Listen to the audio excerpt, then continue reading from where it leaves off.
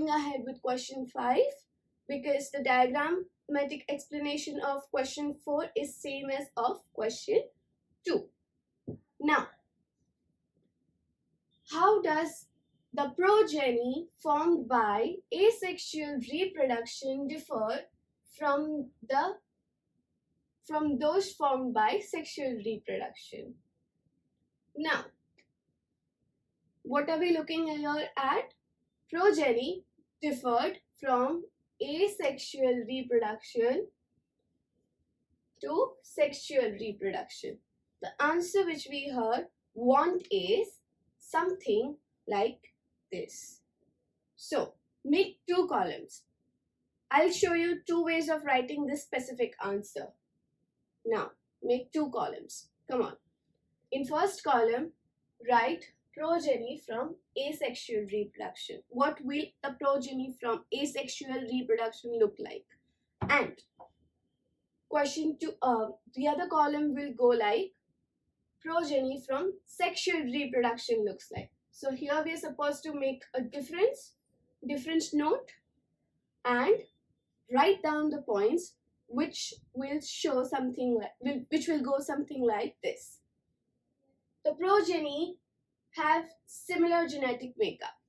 Okay, so for asexual reproduction, I'm using color blue. It will have similar genetic makeup. Okay. Whereas progeny from sexual reproduction will have different genetic makeup. Okay, here it will come similar and here it will come different. Second point, progeny are not identical, are not only identical to one another but are exact copies of their parent and referred to as clones. Whereas that won't be the case in sexual reproduction. Sexual reproduction would be different, so the progeny will be different from each other and dissimilar to parents. Now, going ahead, variation is absent. Remember, what? Variation is absent.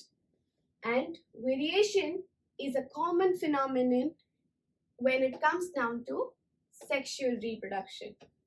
So variation is again present and it's a common phenomenon. Now, suppose variation occurs in asexual reproduction. It would be because of mutation.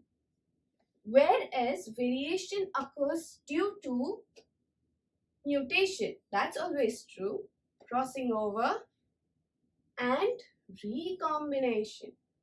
So here it's a good mutation. So mutation leads to variation, and not only mutation, in addition to that, we have crossing over and recombination. Now, last point. Progeny is less adaptable to the changes occurring in the environment. So here the word which is important is less. Important word is less adaptable. Now, in sexual mode of reproduction, it would be more adaptable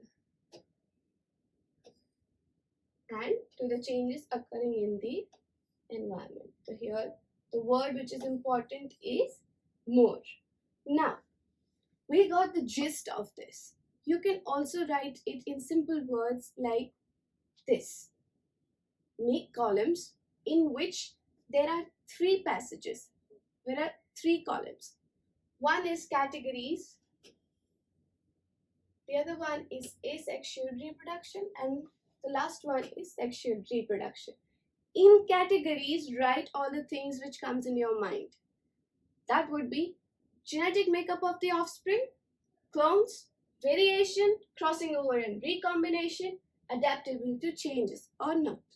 And when it comes down to sexual and asexual, just jot down whether it is same, different, present or absent.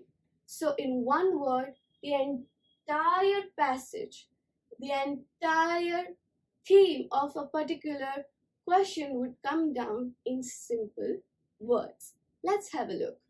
When you say talk about genetic makeup of an offspring, is it similar? Yes, it is similar in asexual reproduction. When it comes down to sexual reproduction, genetic makeup would be different. Now, clones present, whereas clones are absent in sexual reproduction. Variation absent, variation present. Crossing over and recombination is absent, and if present, it is due to mutation. Whereas crossing over and recombination is always present in sexual reproduction and adaptable to changes. Asexual reproduction is less adaptable, whereas sexual reproduction is more adaptable. So kids, your entire answer comes down into this one box and you just have to write similar or different, present or absent. Simple? Okay? So this is an easy way of remembering a difference and this is how you're supposed to write it. Okay kids?